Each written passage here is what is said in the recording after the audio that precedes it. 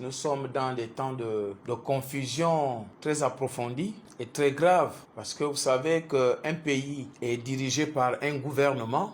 Et voyez-vous qu'au Gabon, nous nous retrouvons avec un gouvernement hors la loi. Un gouvernement qui fait de la somme de son arrogance et de son ignorance une compétence, et c'est très malheureux. Regardez ce qui se passe avec cette affaire du fameux arrêté qui a fait couler autant d'encre que de salive dans notre pays, qu'il a fallu que le copil citoyen rappelle à un gouvernement qu'il y a une loi qui fixe la gratuité des tests Covid. Et un gouvernement, toute une administration, parce que le gouvernement, c'est toute l'administration qui s'attelle, qui s'entête à prendre 2 arrêtés successifs anticonstitutionnels, alors qu'ils sont remplis de conseillers juridiques, sont remplis de tout dans l'administration.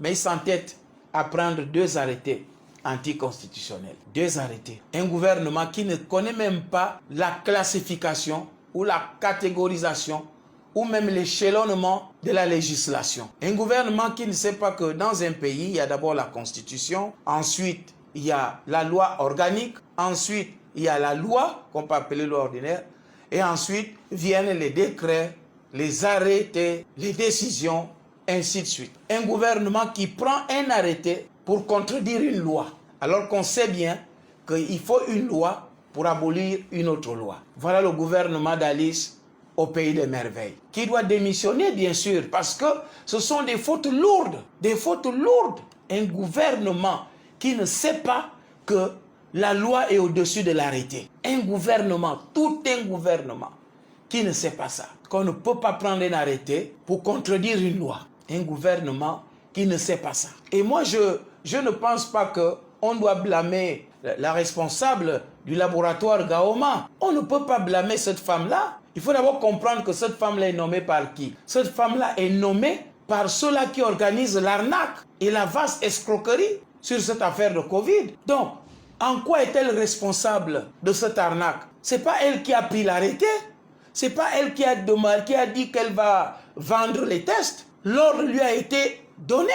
Et n'oublions pas qu'elle est colonel. Ça veut dire qu'elle est militaire. Et vous savez bien qu'il est dit dans l'armée, je cite, que la discipline faisant la force principale des armées, il importe que chaque supérieur reçoive de la part de son subalterne une obéissance totale en tout lieu et en tout temps.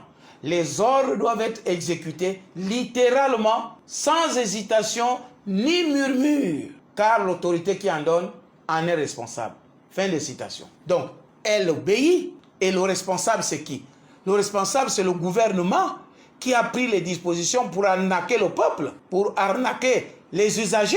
C'est le gouvernement, c'est pas le responsable du laboratoire Gaoma. C'est pas le responsable du laboratoire Gaoma. Donc, il faut bien comprendre ça. C'est comme cette affaire de sport, des fédérations sportives sexuelles et d'abus sexuels. Le ministère des Sports, c'est le bourreau de ces victimes-là. Et ce même ministère des Sports, à travers les fédérations sexuelles, appelle les victimes. De quel droit? Laissez la justice faire son travail. Vous ne pouvez pas dire que vous avez violé quelqu'un, vous avez abusé des enfants, et vous les appelez encore pour dire, bon, venez nous dire ce qui s'est passé. Comme si en vous disant ça, vous allez donner les versions vraies.